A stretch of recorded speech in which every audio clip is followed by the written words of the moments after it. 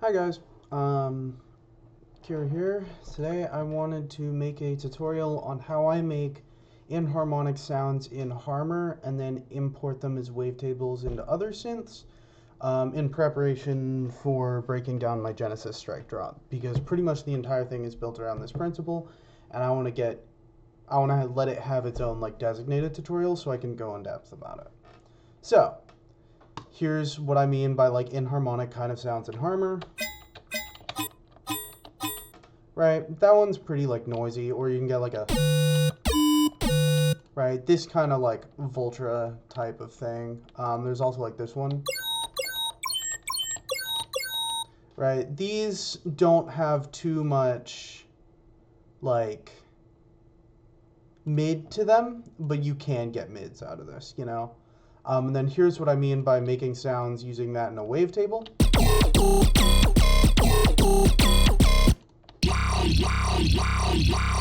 Right. So let's do this from scratch. Right, Harmor's a really intimidating synth, just for anyone looking at it.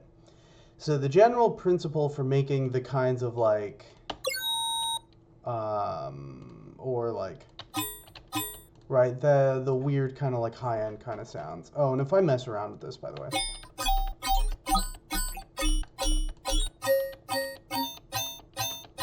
Right, so you start getting less just purely high-end heavy stuff.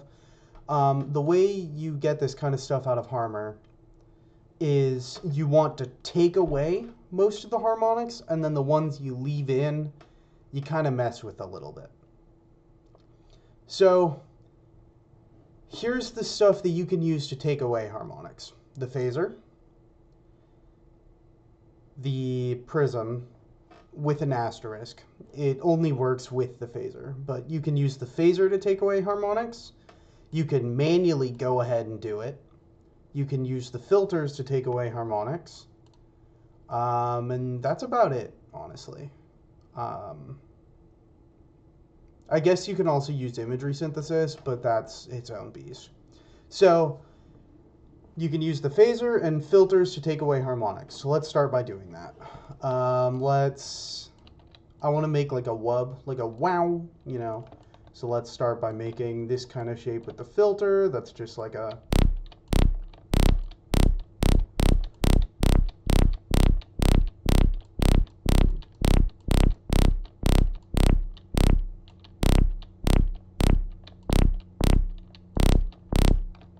I think I need to move it here.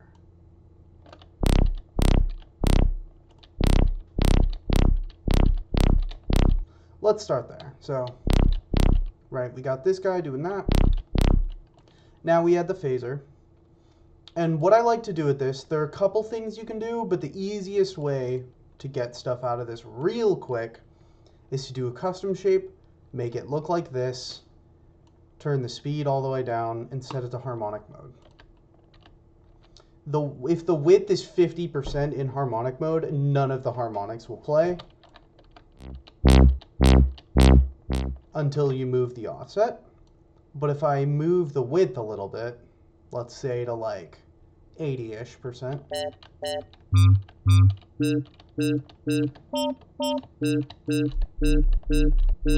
right, now we're getting somewhere.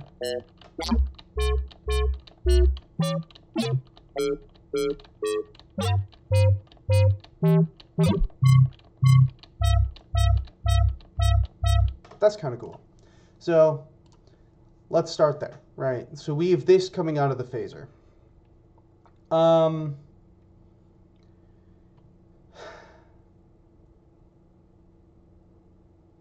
Yeah, I won't do that yet. Okay, so we have this coming out of our phaser.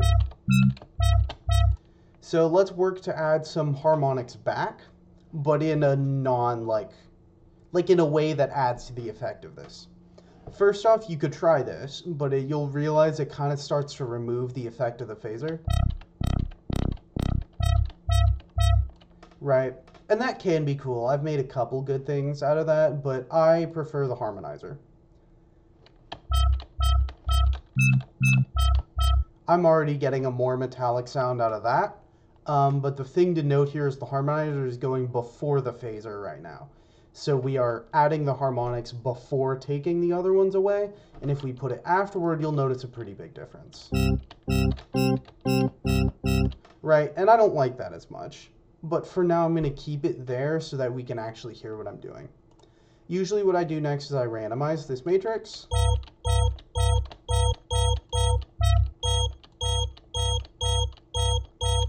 And that does a little bit of a better job. I think I'm going to move the filter to after this so that we don't get the annoying ringing and we just get...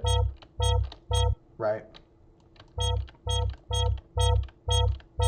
Let's randomize this again.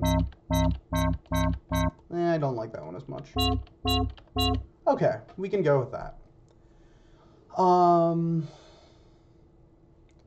Now from here, there's a lot of options. But, right, so this is where I'm starting. Here there's a lot of options. So sometimes I like to employ unison. Let's say I do this.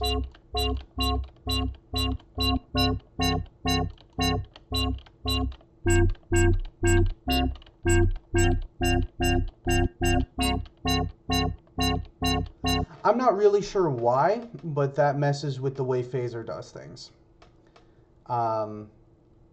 It always does. I don't know why.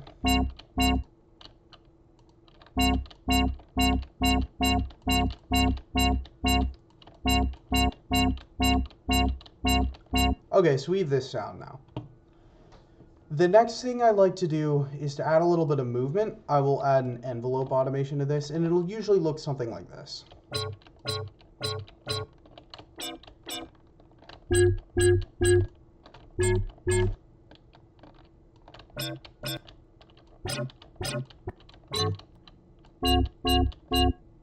Usually something pretty minor, like that, and then I often do the same thing with the offset, but this time I do something pretty major, like this.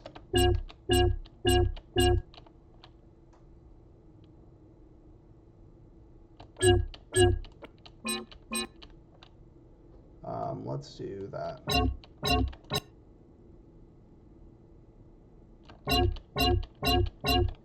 Right, so now I have this sound. Actually, that's a pretty nice sound. Then I will often employ the blur, just to get a little more, like, decay out of each of the harmonics. Essentially, the way blur works is it adds this much time delay or attack to each individual harmonic. And in this case, I want a little bit of that. That's actually a really nice sound. I'm going to go and save that. Harmor, donk, 2. Let's start messing with this a little bit just to get less harmonics so I can show the effect of the other thing I want to do. That's really nice. Sure, I'll just keep it there. The other thing you can do is add a little bit of prism. This starts getting into the really destructive realm. So I'll start by just drawing a random shape like this, and I'll show you what I mean.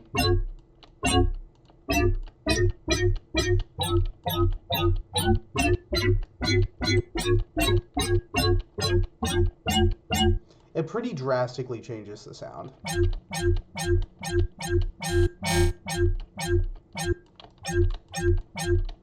Right. The other thing I will often do here is I will do like this. And then you can do that. And then just does it a tiny bit at the beginning of the sound.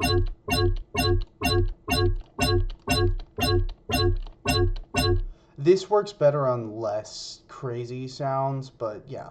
So, that. You can pretty much ignore everything else. Sometimes I use the detune, because you can start getting like really funky sounds with that. Right, but you usually don't need it. Then, what I'll usually do after this, well, okay. If I make a sound this way, I will usually keep it as is. However, if I take a harmor and instead of doing all my automation as envelope parameters and giving it a set attack and decay. If I use the exact same process, like this,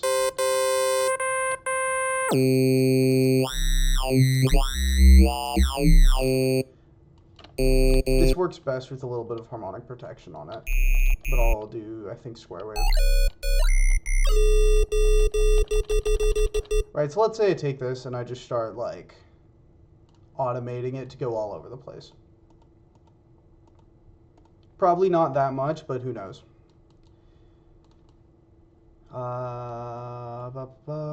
This should go to C4.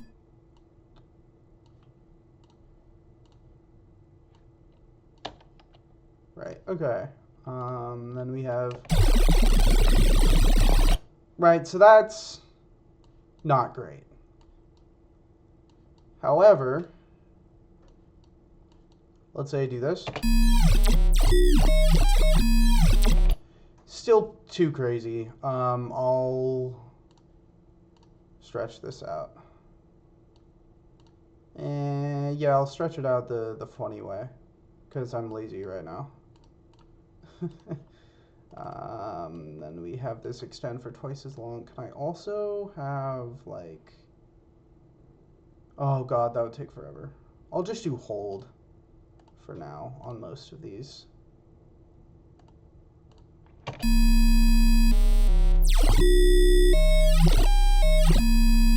Right, so let's say I have something like that. And I'll be honest, the way I usually do this is I just randomize those parameters inside of a patcher to save myself the time. So it looks like this, which is a really complicated setup that is basically just randomizing the same parameters.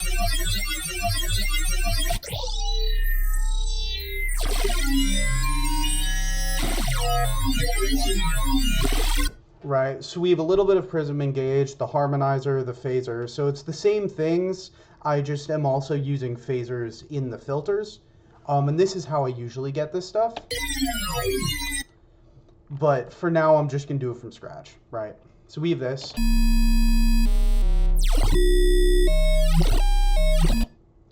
Then we export it to audio.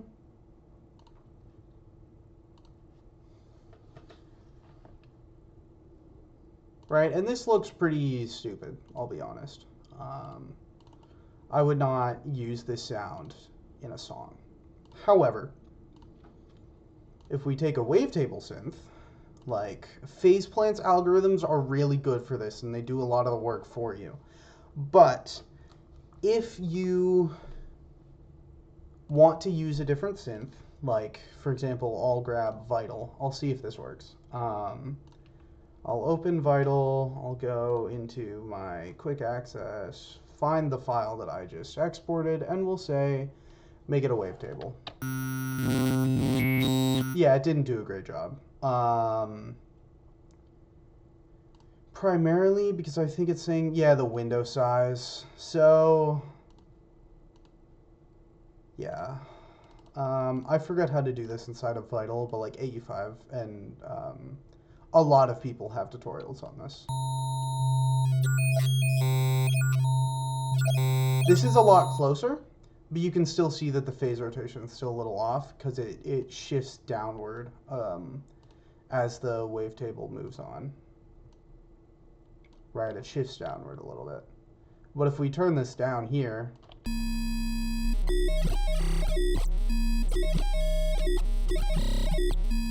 that's actually a pretty good wavetable. But I'm going to do this in the synth that I know its algorithms are really good. Now we have this, and then if we pull this up, it's like it's perfect. The phases are in alignment, the root node is correct, everything about this is good. What I'm going to do now is I'm going to like normalize frame peaks, because that's a really nice... I'm going to basically do all of their fixes. I've noticed that doing all of them is the best way to do it.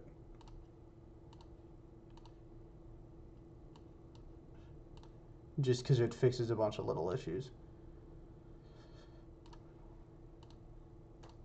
Right, now we have...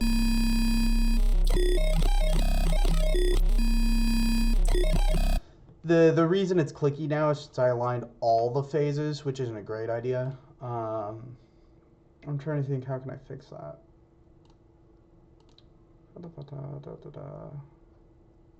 Well, I could go effects and then disperse it a little bit, and now we have like a...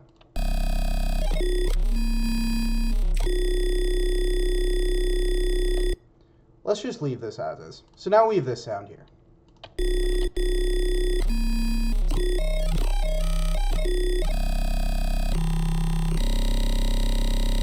That's pretty cool. Let's just start messing around with it. Let's make a growl out of this because it'll be really quick and easy. You can basically just process this the way you would any growl. So here's high peak there, going wow wow.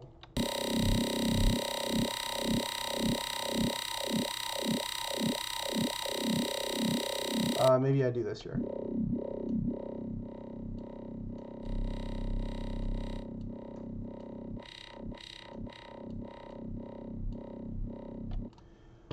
And then we want to OTT it a couple times.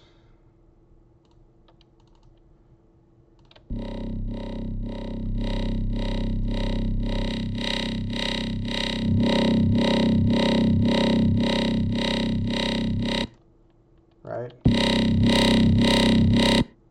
And then maybe a little bit of movement.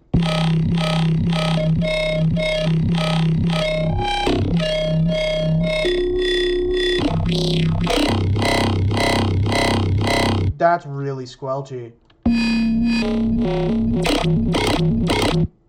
I want to frame blend this. I think if I frame blend this like a lot, it'll, yeah, now it's always moving.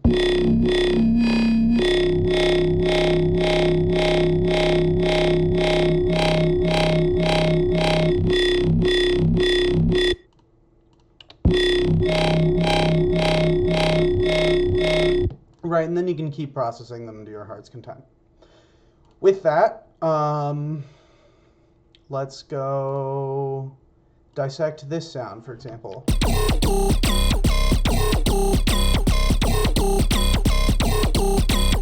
Right, so this was originally meant to be at around 120 here.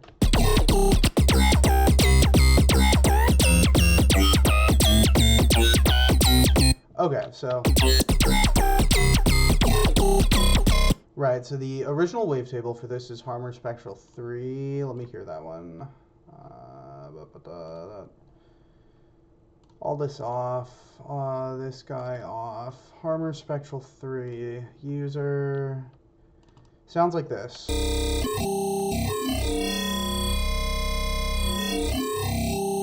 Right, that definitely came from this guy.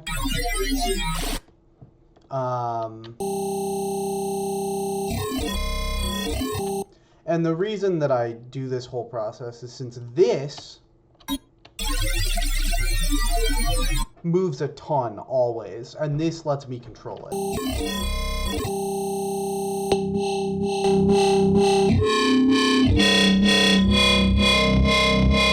Right. And then I just have this, right, doing what it's doing. It's not that complicated. This one is more complicated, so I'm going to go over it part by part. We start with the wavetable Harmor Spectral 1. Here's what that sounds like.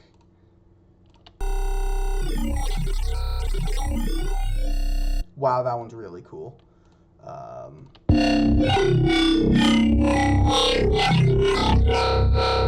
Right. And it's in here.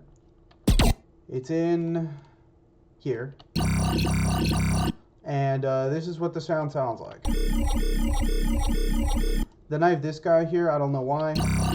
But it's modulating the... I think that's frequency. And it just adds like an extra tone to it. Formant filter and distortion. Here's what the formant filter sounds like. Pretty minor. And then distortion. It's a lot, but once we throw this on it, it sounds like a lot less.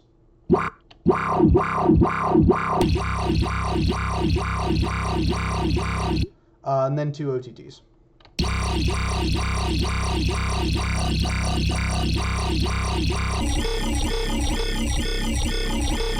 That's almost a cooler sound, I'm going to be honest. Anyway, we can take this a step further, because if you set up all your wavetables to then show up inside of Serum 2, like I have, which is a really complicated process, and I had to use the command prompt to do it, so I'm not going to explain it. Now you can do anything you would do in Serum 2 with your wavetables. Very similar workflow, but like now I can start doing well, okay, I'll do this inside of the Spectral oscillator, because for those of you who didn't know, you can just do this.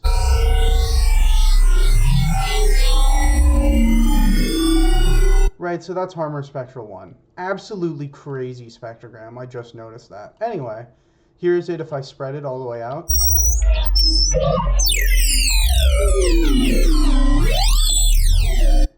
Right. You can do like all sorts of stuff in here that you would not be able to do otherwise.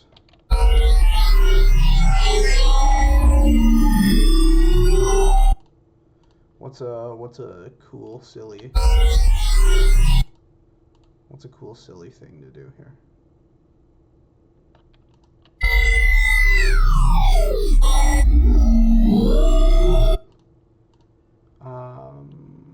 I think the one I'm looking for is smear.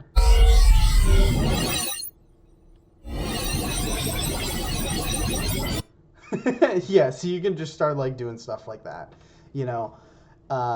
And yeah, I really just want to make a quick video detailing the process behind that, so that when I do the Genesis Strike walkthrough, I don't have to explain it over and over.